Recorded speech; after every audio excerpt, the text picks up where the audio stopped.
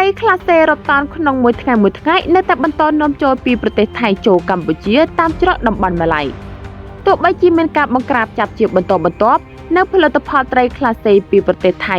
ដឹកតាមរថយន្តចែកចាយតាមបណ្ដាខេត្តនានាក្នុងប្រទេសកម្ពុជា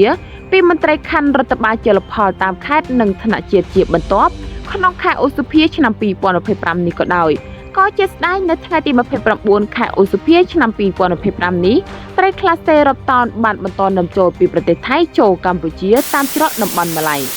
តាមប្រភពព័ត៌មានច្បាស់ការពីប្រជាពលរដ្ឋរកស៊ីដឹកត្រីចេញពីប្រទេសថៃបានឲ្យដឹងថាក្នុងរយៈពេល1ខែនៃខែឧសភាឆ្នាំ2025នេះមានក្រុមឈ្មួញដែលគេអះអាងថាមានលិខិតអនុញ្ញាតដឹកជញ្ជូនត្រីចេញពីរដ្ឋបាលជលផលបានដឹកជញ្ជូនត្រីប្រាខ្លះសេត្រីទីឡាផ្យាត្រីកន្ធរសពីប្រទេសថៃតាមរថយន្តថៃមកផ្ទេរនៅសៃឡូមួយកន្លែងដែលនៅចម្ងាយប្រមាណ4គីឡូនៃការដឹកជញ្ជូនចូលមកតាមច្រកម៉ាឡៃឃុំម៉ាឡៃស្រុកម៉ាឡៃខេត្តបន្ទាយមានជ័យហើយត្រីខ្លះសេទាំងនោះក៏ធ្វើការផ្ទេរត្រីពីរថយន្តថៃមករថយន្តខ្មែរមានរថយន្តសាំយ៉ុងរថយន្តកាមេរីកែច្នៃរថយន្ត6ឡក្នុងមួយថ្ងៃមិនក្រោមពី200តោនចូលមកប្រទេសកម្ពុជាមិនថាខេត្តឬរាជធានីប្រភពព័ត៌មានពីអាជីវករបានឲ្យដឹងទៀតថាត្រីប្រាខ្លះសេមានតម្លៃទាប3200តម្លៃខ្ពស់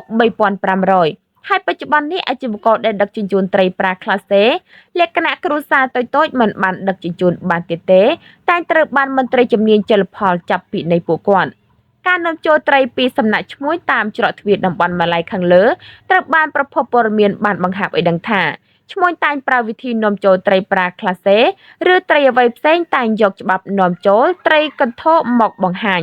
ហើយក៏រកការបង្ឲ្យមន្ត្រីជំនាញជលផលនិងពាក់ព័ន្ធតាមផ្លូវឬតាមខេត្តដែលឆ្លងកាត់ជាច្រើនកន្លែងទើបអាចទៅដល់គោលដៅបានជំវិញការនាំចូលត្រីទាំងនេះភ្នាក់ងាររបស់យើងមិនអាចសុំការបំភ្លឺពីសំណាក់សមត្ថកិច្ចនៅច្រកទ្វារតំបន់ម៉ាឡៃបានឡើយតែបើតាមមន្ត្រីខណ្ឌរដ្ឋបាលជលផលខេត្តបន្ទាយមានជ័យធ្លាប់បានឲ្យដឹងថាការនាំចូលត្រីតាមតំបន់ម៉ាឡៃគឺមានក្រុមហ៊ុននាំចូលដោយស្របច្បាប់ហើយក៏ឡងមកនេះត្រីដែលគ្មានច្បាប់អនុញ្ញាតក៏មន្ត្រីជំនាញជលផលថ្នាក់ជាតិនិងខេត្តចាប់ជាបន្តផងដែរតើតើនឹងការនាំចូលត្រីខ្លះសេជាប្រភេទត្រីប្រាក្តីត្រីអ្វីក្តីពីប្រទេសថៃចូលមកកម្ពុជាដោយប្រភពពីផ្ទុយគ្នាថាមានច្បាប់និងអត់ច្បាប់សូមឲ្យមន្ត្រីជំនាញធ្វើការស្រាវជ្រាវនិងត្រួតពិនិត្យតែជាស្ដែងកន្លងមកមន្ត្រីជំនាញជលផលខេត្តបាត់ដំបងក៏ដូចជាមន្ត្រីជំនាញជលផលខេត្តសៀមរាបនិងបន្ទាយមានជ័យតែងតែធ្វើការចាប់បង្ក្រាបផាកវិន័យទៅលើរថយន្តសាំយ៉ុងរថយន្តកែច្នៃ